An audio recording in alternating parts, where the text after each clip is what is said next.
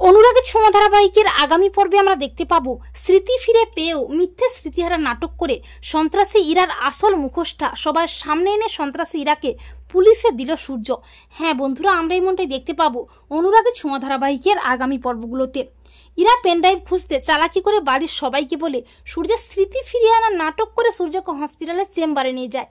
কিন্তু ইরা সেখানেও পেনড্রাইভ খুঁজতে গিয়ে ভিক্টরের কাছে হাতে নাতে ধরা পড়ে দীপার কাছে ফেসে গেলেও ইরা মিথ্যে নাটক করে ছাড় পেয়ে যায়। যদিও ইরাকে নিয়ে দীপার মনে সন্দেহ হয়, আর হসপিটালে গিয়ে নিজের চেম্বারে গিয়ে সূর্যের একটু একটু করে মনে পড়তে থাকে সব কথা। এমনকি সূর্য সবাইকে চিনতেও পারে, আর ইরাকেও চিনতে পারে সূর্য। এমনকি ইরা কিভাবে তাকে মারধর করেছিল, ইরা আসলে কে, সব মনে পড়ে যায় সূর্যের। কিন্তু সূর্য কাউকে কিছুই বলে না। এরপর ডক্টর লাহিড়ী সেনগুপ্ত বাড়িতে আসে সূর্যকে দেখতে।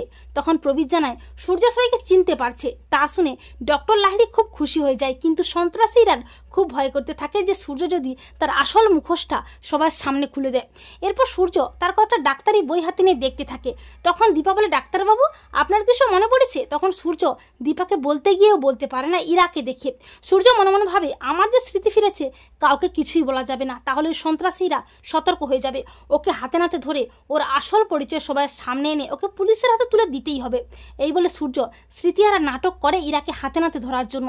এরপর হঠাৎই একদিন ইরা যখন গোপনে পেনড্রাইভ খুঁজছে, তখন সূর্য ইরাকে হাতে নাতে ধরে টানতে টানতে নিয়ে গিয়ে ইরার আসল মুখোশটা সবার সামনে খুলে দেয়। সবাইকে জানিয়ে দেয় যে ইরা আসলে একজন সন্ত্রাসী, আমাকে ওরাই মারধর করেছিল, কোনো অ্যাক্সিডেন্ট হয়নি, ওদের গোপন কাজকর্মের সমস্ত প্রমাণ আমার কাছে আছে, তাই ওরা সেই প্রমাণ পেনড্রাইভটা নিতেই আমার পেছনে লেগে আছে। আর ওই সন্ত্রাসীরাও ওই পেনড্রাইভের জন্যই এখানে এসেছে। ওকে আমি হাতে নাতে ধরার জন্যই স্মৃতিহারার নাটকটা করেছিলাম। ওর সব কিছু আমার আগেই মনে পড়েছিল, কিন্তু ওই ইরাকে হাতে নাতে ধরে ওর আসল পরিচয় জানিয়ে ওকে পুলিশের হাতে তুলে দেওয়ার জন্য এই নাটকটা করতে বাধ্য হয়েছিলাম। এরপর পুলিশ এসে সন্ত্রাসী ইরাকে অ্যারেস্ট করে টানতে টানতে থানায় নিয়ে যায়। তো বন্ধুরা, তোমরা এটাই চাও তো যে সূর্য যেন স্মৃতিহারার নাটক করে সন্ত্রাসী ইরার আসল মুখোশটা সবার সামনে এনে ইরাকে পুলিশের হাতে তুলে দেয়? কমেন্ট করে জানিয়ে দাও তোমাদের মতামতটি।